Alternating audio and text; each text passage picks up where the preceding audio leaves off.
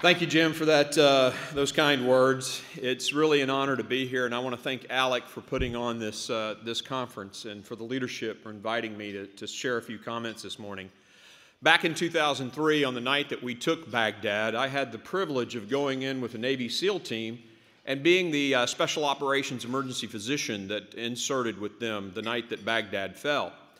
My first role while I was there was to find an ambulance that could serve in the event that any of the SEALs or Rangers that were with us got wounded. So I started looking around the airfield for a vehicle that would be a perfect ambulance. And I found this Nissan pickup truck, and it looked great. So I ripped open the steering column, and I began to hotwire the truck. Now let me just tell you, I'm not a thug, okay? They teach you this stuff in special operations. But as I'm hotwiring the truck, this guy with a huge beard comes up, and he grabs me, and he spins me around.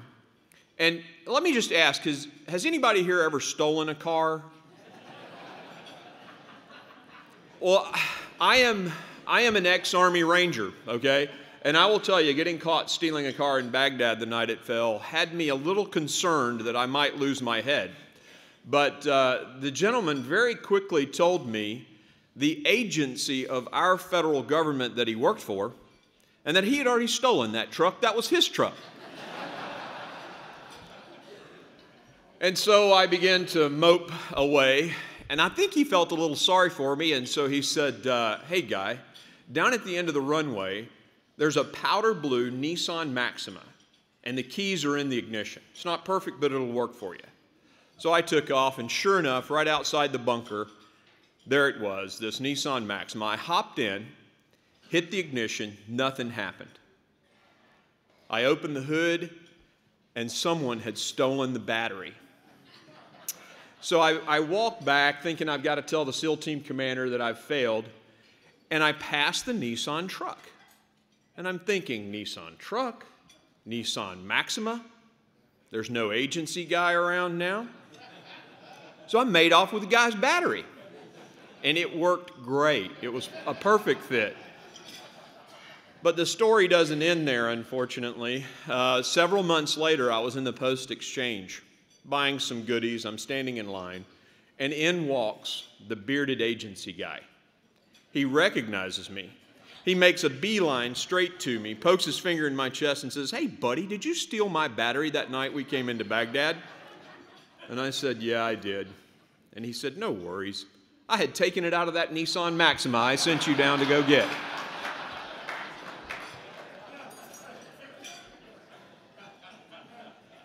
Well, as Jim said, just a few days from now, we're going to celebrate the 10th anniversary of the night that some very brave special operators pulled Saddam Hussein from a hole into Crit, Iraq. And I got the privilege to be on that mission as well, and what ensued was a 6-hour conversation with one of history's most notorious dictators. And it all started for me when Saddam asked me to take his blood pressure. I was sitting in the room with him, he motions me over, and I come over, and when you take someone's blood pressure, you're sort of in their face, they're in your face, and you're talking, and I'm looking eye to eye with him, and he says to me, sort of offhandedly, you know, when I was a kid, I wanted to be a doctor, but politics had too great a hold on my heart. So just imagine the butcher of Baghdad, Saddam Hussein, taking the Hippocratic oath to do no harm. But that's what started that 6-hour conversation.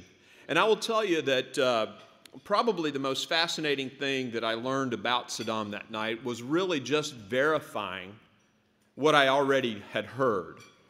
As I traveled around Iraq in the country, doing all the missions that we had done, I mean, there is a picture of Saddam Hussein everywhere you go. There was a statue of Saddam. His megalomania was unbelievable. When I went in to be with him that night, during the course of the conversation, he asked which way Mecca was. And then he turned and prayed toward Mecca, but never bowed. And according to some acquaintances who are Muslim, that is essentially equating yourself to God. Later in the conversation, I asked Saddam, about why he went to war with Kuwait. Our response being Desert Storm 1. And Saddam gave me all of these jurisdictional issues. You know, he owned this oil field and there was a dispute. But the last answer revealed that megalomania in a very interesting way. Saddam said, you know that the cradle of civilization is right here in Iraq between the Tigris and Euphrates River. All of mankind comes from Iraq. All of mankind is Iraqi, and I am the president of Iraq. Essentially saying that he was the king of the world, and he had whatever authority he needed to invade whomever he needed. And that was essentially who Saddam Hussein was. And as amazing as my time there talking with Saddam, it really pales to insignificance the opportunity I had to serve with our nation's elite special operators. You know, the Army Rangers, the Navy SEALs, and the Army's elite counterterrorism unit, amongst many others that I can't even talk about, live by the motto, leave no man behind. Leave no man behind. And for those of you who've seen the movie Black Hawk Down, you can probably get a sense of how deeply held that belief is. Leave no man behind. I've been thinking a lot about that motto lately and how it relates to our country. Leave no man behind. Our nation is leaving millions of Americans behind because of the policies of this president. And some of these people are the very people that they promised to help: the elderly, the young, minorities. They're leaving millions. Our friends, American citizens, are working part-time, their hours being cut to 29 hours. They're leaving behind the young. They're leaving behind the elderly who are barely scraping by. We are leaving behind, and this is probably the most hurtful for me, the veterans whom we have asked to put on a uniform and defend our freedom. Unemployment amongst veterans, it is astronomical. And Latino and African American veterans, it's the highest it's ever been. In fact, it's a national disgrace. We're leaving behind millions of Americans who are desperately in need of health care. And eventually it's going to be all of us as the policies continue to get canceled. And we're not talking about, you know, a website that doesn't work. We're not talking about a website that costs the same amount of money that it's going to take to build the new Braves Stadium in Atlanta. We're talking about millions of Americans who like their health plan but are losing it, who like their doctor but are losing it, and a president who stood there over and over again and made a promise that if you like your health care plan, if you like your doctor, you'll get to keep them. And now we realize that's just not true. Imagine yourself as a college student. You just graduated, and you're looking for a job in this economy. You can't find one. And your generation is saddled with $1 trillion in student loan debt. And on top of that, your president is now asking you to shoulder the weight of a health insurance program that is destined to fail. In Washington, D.C., between the Federal Reserve and the Treasury Department is a statue of Albert Einstein. And it's so appropriate that they put his statue between the Fed and the Treasury. Albert Einstein has a quote attributed to him that many of you have probably heard: insanity. The definition of insanity is doing the same thing over and over again and expecting a different result. Well, the Fed and the Treasury are printing money and spending money and printing money and spending money. The cash goes out and the debts continue to pile up.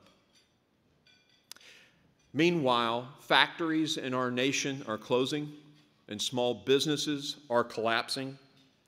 And the enormous potential of American men and women, our greatest asset, sits idle on an unemployment line, or worse, at home, having given up looking for a job. It is time that we stop the insanity. The politics of big government have failed, and they are failing again.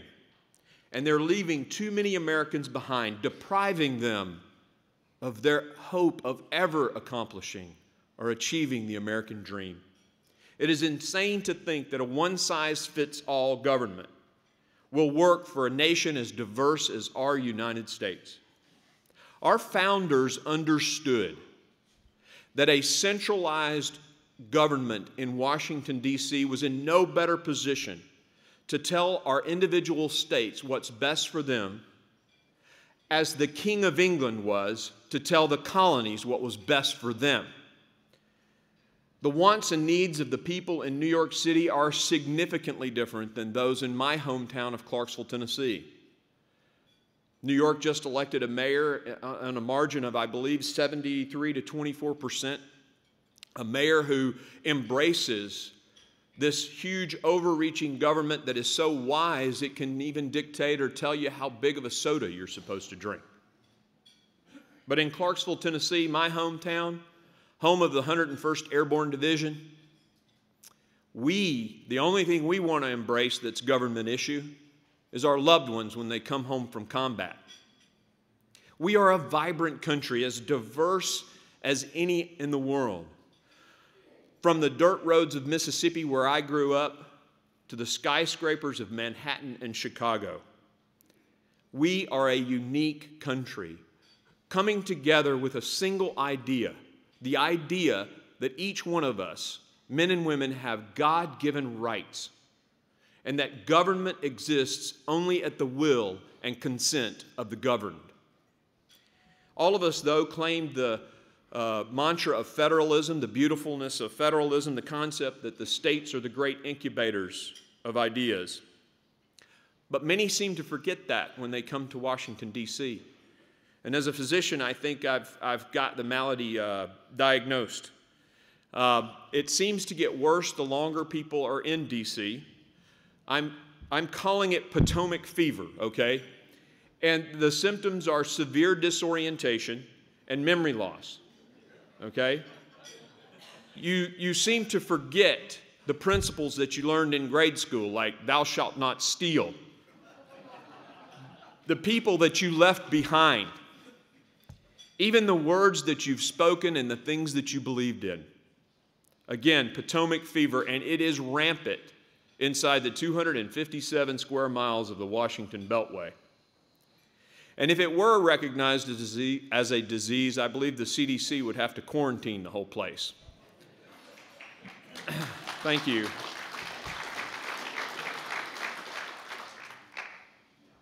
But truthfully, right now, the only way to cure it is to take the affected person and remove them from the affected area and send them home to their states for a dose of constitutional reality.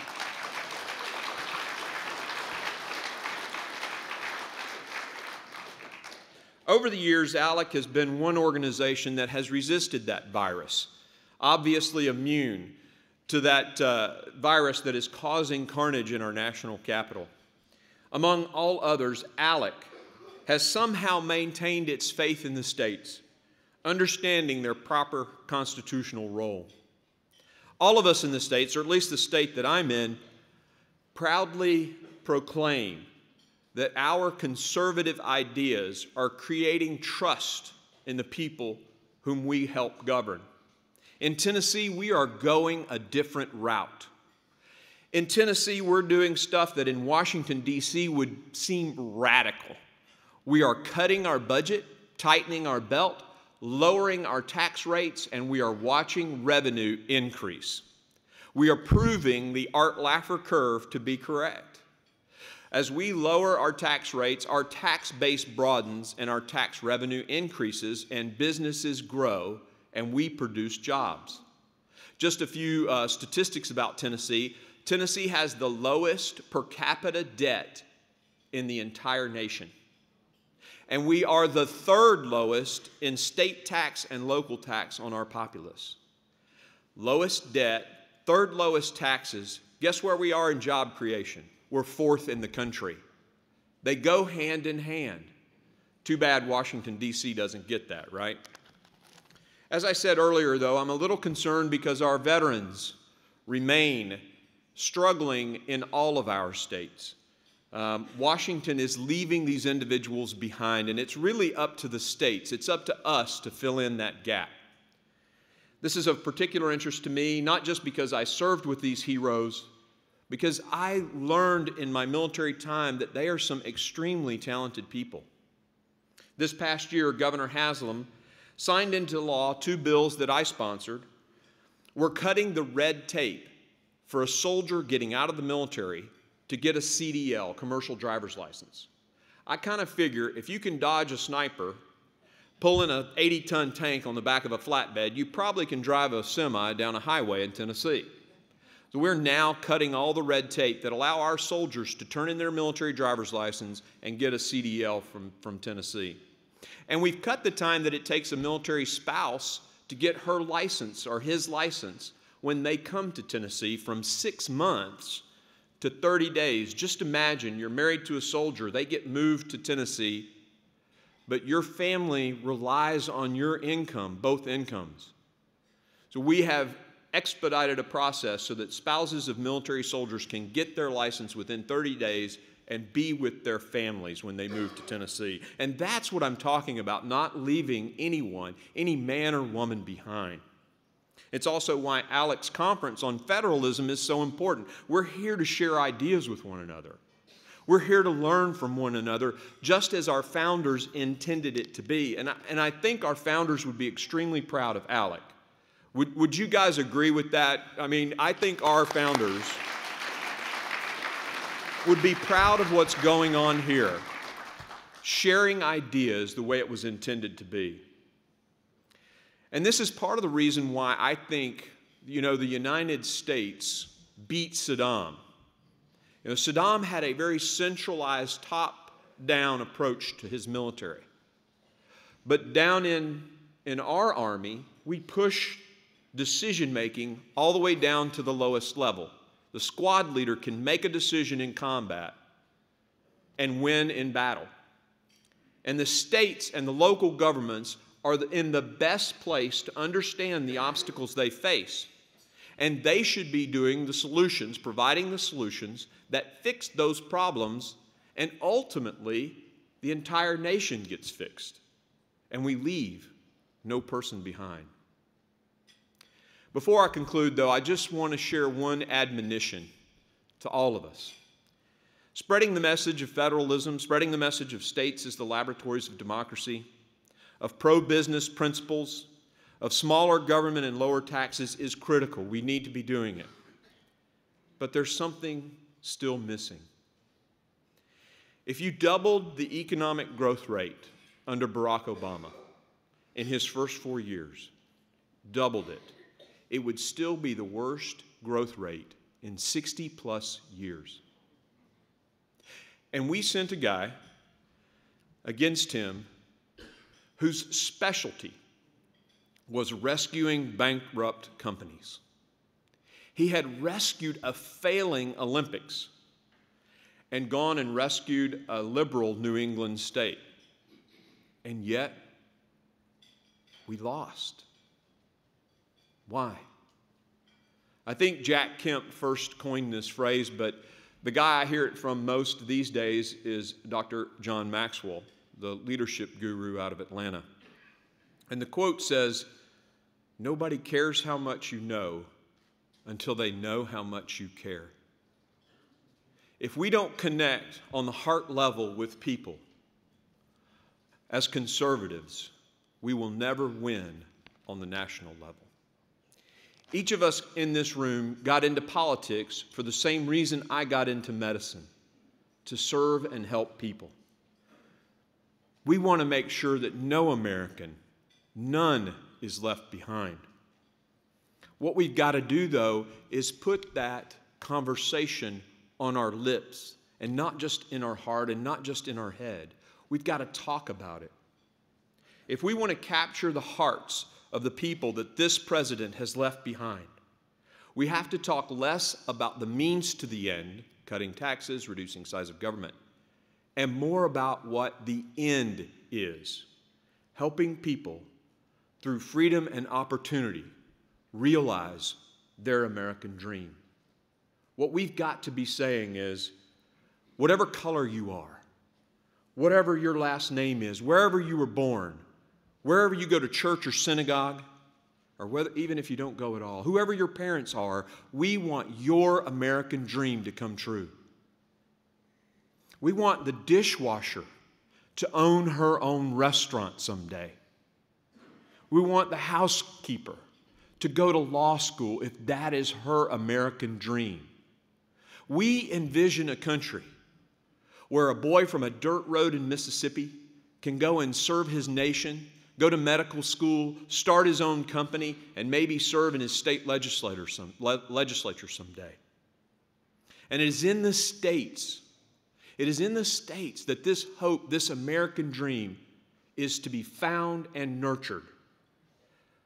I talk with a lot of people in state government, and I don't hear the cynicism that I hear inside Washington or about Washington. It's because we have the enthusiasm that the American dream can still happen. We, down in the States, believe in an America where our children will be better off and do better than we did, and our grandchildren better still. And we believe that the American dream is alive and well, and that we can be in a position to leave no one behind. A lot of smart people in Washington, D.C., in fact, a lot of people in our president's party are saying that this is impossible. We must embrace scarcity. Well, as Ronald Reagan said in his first inaugural address, we have every right to believe in the impossible. After all, we're Americans. Thank you for the opportunity.